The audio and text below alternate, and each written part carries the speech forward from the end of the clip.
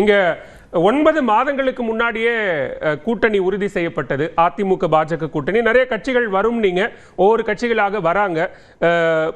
உறுதியான கூட்டணி, பலமான கூட்டணி அப்படின்னு சொல்லக்கூடிய இடத்துல இன்னும் தொகுதி பங்கீட்டு பேச்சுவார்த்தையை தொடங்குறதுல என்ன தாமதம், என்ன குழப்பம்?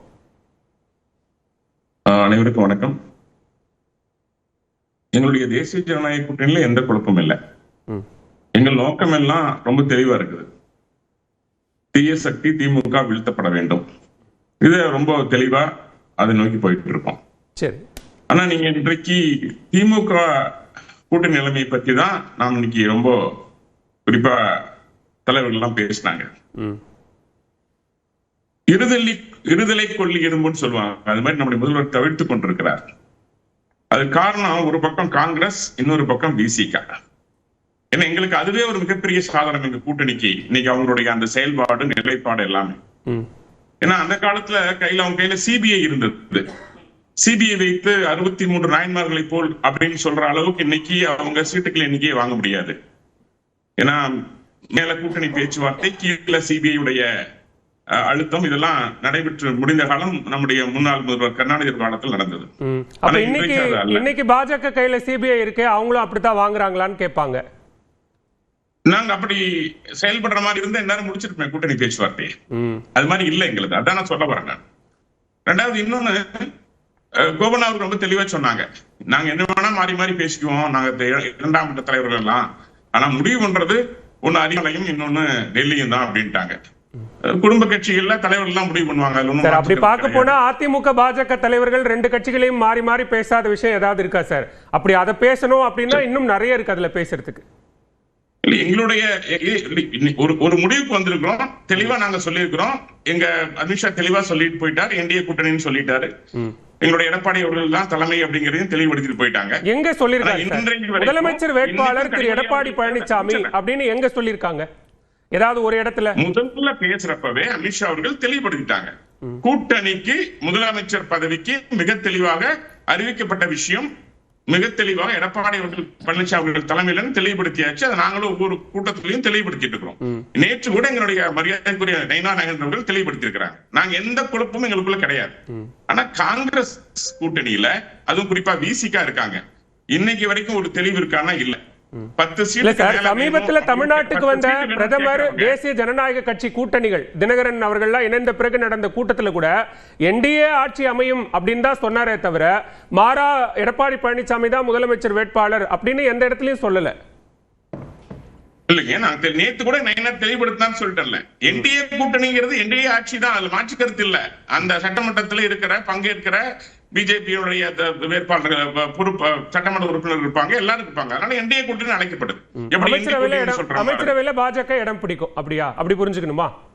இல்ல, அது வந்துட்டு தேர்தலுக்கு அப்புறம் தாங்க முடிவாகும். நீங்க இப்ப எப்படி முடிவு செய்ய முடியும்? எவ்வளவு பேர் ஜெயிச்சு வராங்க, எவ்வளவு சீட் எண்ணிக்கை இருக்குது, இதெல்லாமே ஏற்கனவே பாஜகவுக்கு இது புதிது அல்ல. நீங்க மகாராஷ்டிராவில் இப்ப அதுதான் ஐயனாரின் சொல்றாரு, 30 சட்டமன்ற உறுப்பினர்களையாவது சட்டமன்றத்துக்கு அனுப்பணும்ங்கிறது பாஜகவுடைய நோக்கம். அதனாலதான் BL சந்தோஷ் அவர்கள் பேசும்போது 20% இடங்கள் அப்படின்னா கிட்டத்தட்ட 47 சீட்டு அப்படிங்கிற நிலைமைக்கு வராங்கன்னு சொல்றாரு. இல்ல, அது வந்து ஒரு கட்சியுடைய குறிக்கோள் தான் சார். அது இப்ப நாங்க என்ன காங்கிரஸ் மாதிரி எதிர்கட்சி அந்தஸ்து இழந்து இருந்துருவோமா, இல்ல எதிர்கட்சிக்காக திமுக நம்பி இருப்போமா, நம்பிட்டு கையில போட்டு நாங்க அமுத்தி வைத்துக் கொண்டு மிரட்டி கொண்டிருப்போமா? அப்படியெல்லாம் அல்ல. இன்னைக்கு ஏன் முதலமைச்சர் நீ சொல்ல வரேன்னா, இன்றைக்கு பாருங்க 2 நாள்ல 5000 ரூபாய் கொடுத்துட்டோம். இனிமேல் கூட்டணி கட்சிகள் வந்து சீட் அதிகம் கேட்க மாட்டாங்க, ஆட்சி அதிகாரத்துல பங்கு கேட்க மாட்டாங்க அப்படின்னு சொல்ற நிலைமைக்கு இன்னைக்கு RS பாரதி அவங்க வந்துட்டாங்க. அதுக்கு 5000 ரூபாய் கொடுத்ததுக்கும் கூட்டணி கட்சிகள் கூட இடம் கேட்க மாட்டாங்கிறதுக்கு என்ன தொடர்பு இருக்குன்னு நினைக்கிறீங்க? RS பாரதி தானே சொல்லியிருக்காரு, நான் சொல்ல சார். அதை அவர் நேற்று பேசியிருக்காரு. 5000 ரூபாய் மக்களுக்கு போய் சேர்ந்துருச்சு, வெற்றி வாய்ப்பு உறுதியாச்சுன்னு அவர் பேசியிருக்காரு. பணத்தை கொடுத்துட்டோம், ஜெயிச்சிருவோம் சோ அப்படிங்கிற நம்பிக்கையில அவர் பேசியிருக்காரு. அதுக்கப்புறமாவது காங்கிரஸ்ல மாற்றம் வரும், விசிகால மாற்றம் வரும் நம்பிக்கையில அவர் சொல்லியிருக்கலாம். நான் அதான் இங்க தெளிவுபடுத்த விரும்புறேன். அதனால திமுகவை பொறுத்த வரைக்கும் இருதலை கொள்ளும் ஏன் சொல்றேன்னா, ஒரு பக்கம் காங்கிரஸ் கல்ட்டி விட தயாராக இருந்தாலும் கூட 2029 தேர்தலில் யார பிரைம் மினிஸ்டர் வேட்பாளர் நிறுத்துவதுங்கிற ஒரு அச்சமும் முதலமைச்சருக்கு இருக்கிறது. இன்னொரு பக்கம் உள்ள வந்து தேமுதிக விழுந்து கொண்டு வந்துடணும், ஏன் பாமகவுடைய ஒரு பார்ட்டி அதையும் கொண்டு வந்துடணும், 25 சீட்டு மிச்சம் கொடுத்தாங்கிற ஆசையும் இருக்கிறது.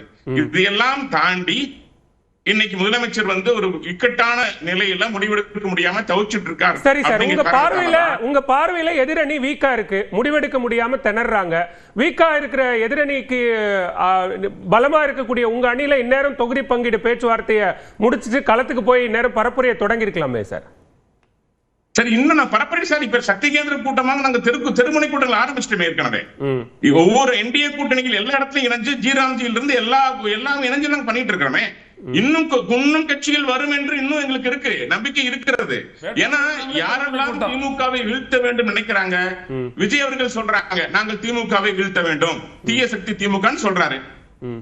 உண்மையிலேயே தமிழ்நாட்டின் மீது மக்கள் மீது அக்கறை இருந்தால், விஜய் அவர்களின் நோக்கம் சரியாக இருந்தால், ஒருவேளை அவர் பாஜக பக்கம் வரலாம். களத்திலேயே இல்லாதவங்களை நாங்க விமர்சிக்க மாட்டோம், டெலிட் ஆனவங்களை நாங்க ஏன் விமர்சிக்கணும், இருட்டுல நாங்க ஏன் கல்லறியணும் அப்படின்னு கேக்குறாரு. அதெல்லாம் யாரு விஜய் கேக்குறாரு. டெலிட் ஆனவர்களை பற்றி நாங்கள் ஏன் பேசணும், களத்தில் இல்லாதவர்களை பற்றி நாங்க ஏன் பேசணும் அப்படின்னு கேக்குறாரு. அவரு ஒரு கருத்துக்களை தெரிவிக்கிறாரு. பட் உண்மை யதார்த்த நிலைமை என்னன்னு இன்னைக்கு ஏறக்குறைய 30 மாநிலங்கள்ல யூனியன் பிரதேசங்கள்ல 21 இடங்களை ஆண்டு கொண்டிருக்கிற பாஜகவுக்கு தேர்தல் அனுமதியின் மூலமாக தெரியும். எங்களுக்கு ஒன்றும் இது புதுசு அல்ல, இது போன்ற கட்சிகள் எங்களுக்கு ஒன்றும் பெரிய விஷயங்கள் அல்ல.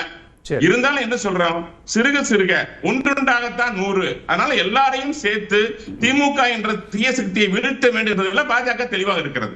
நாங்கள் ஆட்சி அதிகாரத்தில் அமர வேண்டும் என்பதை விட திமுக என்ற தீய சக்தியை வீழ்த்த வேண்டும் என்பதில் தெளிவா இருக்கிறோம். ஏன் விஜய் நம்ப மாட்டேங்கிறாரு ஐயா நாகராஜ்? ஏன் அதை நம்ப மாட்டேங்கிறாரு? தீய சக்தின்னு அவர் சொல்றாரு, வீழ்த்துறதுக்கு பாஜக இருக்குது. ஏன் பாஜக வந்துட்டு விஜய் நம்ப மாட்டேங்கிறாரு? சரி, விஜயும் எங்களோட வந்தா சேர்த்துக்கோ வந்தா சொல்றேன். இல்ல நம்ப மாட்டேங்கிறாரு. அதனாலதான் சொல்றேன் சார், அதனாலதான் சொல்றேன். முடிச்சிடறேன், பாலகர் முடிச்சிடறேன். ஐயா நான் கேள்விக்கு பதில் சொல்லிடுறேன். ஏன் நம்ப மாட்டேங்கிறாருன்னா, 21 மாநிலத்தில் எப்படி பாஜக சிறப்பான ஆட்சியை கொடுத்து கொண்டிருக்கிறது என்பது அவர் காதல விழுகலன்னு நினைக்கிறேன். அவர் இன்னும் அதை பத்தி படிக்கலன்னு நினைக்கிறேன். 2 சீட்ல 1982 இருந்த கட்சி இன்னைக்கு ஏறக்குறைய மிகப்பெரிய. அதுல வேற இன்னொரு சந்தேகம் எழுப்புறாங்க. அவர் டெல்லிக்கு போயிட்டு வந்த பிறகு அதுலயும் ஒரு சந்தேகம் எழுப்புறாங்க. டெல்லிக்கு போயிட்டு வந்த பிறகு அவர் பாஜகவை பத்தி பேசவே மாட்டேங்கிறாரு, பாஜகங்கிறதையே தன்னுடைய வாயிலிருந்து உச்சரிக்க மாட்டேங்கிறாருன்னு சொல்றாங்க. அப்படி நினைச்சிருந்தால், இது சொல்றேன், அப்படி நினைச்சிருந்தால் நியாயத்தின் தர்மத்தின் பக்கம் நாங்க இருந்த காரணத்தாலதான் கரூர் சம்பவத்துக்கு கூட நாங்க முழுமையான ஆதரவை அவருக்கு கொடுத்து திமுகவினுடைய அந்த விஞ்ஞான ரீதியான சதியை தெளிவுபடுத்தினோம். நாங்க என்னைக்கும் விஜய்க்கு எதிராக அன்னைக்கு பேசல. தவறு நடந்தப்போ நாங்க சுட்டி காட்டணும் யாரு பக்கம் தவறு இருந்ததுங்கிறதுல. அந்த மாதிரியான தவறான அரசியலை ஒருபோதும் பிஜேபி எப்பொழுதும் ஆட்சியை பிடிக்க முடியாது. அது தர்மத்தின் பக்கம் நின்னதா, கூட்டணி பக்கம் நின்னதா? கூட்டணிக்கு வந்துருவாரு அப்படிங்கிற நம்பிக்கையில நின்னதா?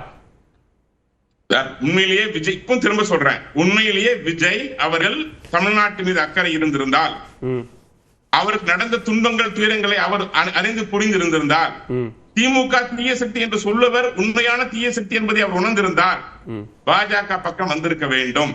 ஓகே, எதிர்பார்க்கிறீங்க தவறு இருக்கிறது, அவர் நோக்கத்தில் குரல்படி இருக்கிறது, குழம்பி நிலையில் இருக்கிறார் என்ற சந்தேகம் இருக்கிறது. இப்படிதான் மக்கள் இன்னும் பாஜக எதிர்பார்க்குதுன்ற மாதிரி நான் புரிஞ்சுக்கிறேன், முதற்கட்ட பார்வையாகவும் எடுத்துக்கிறேன். இப்ப மட்டும் இல்லைங்க, இல்ல பலவேல் இப்ப மட்டும் இல்ல, பல முறை நாங்கள் சொல்லி இருக்கிறோம், கதவுகளை ஜன்னலை திறந்து வைத்து காத்திருக்கிறோம், பாருங்கள், நாட்டை மேம்படுத்துவோம், பலப்படுத்துவோம். ஓகே, பேசலாம்.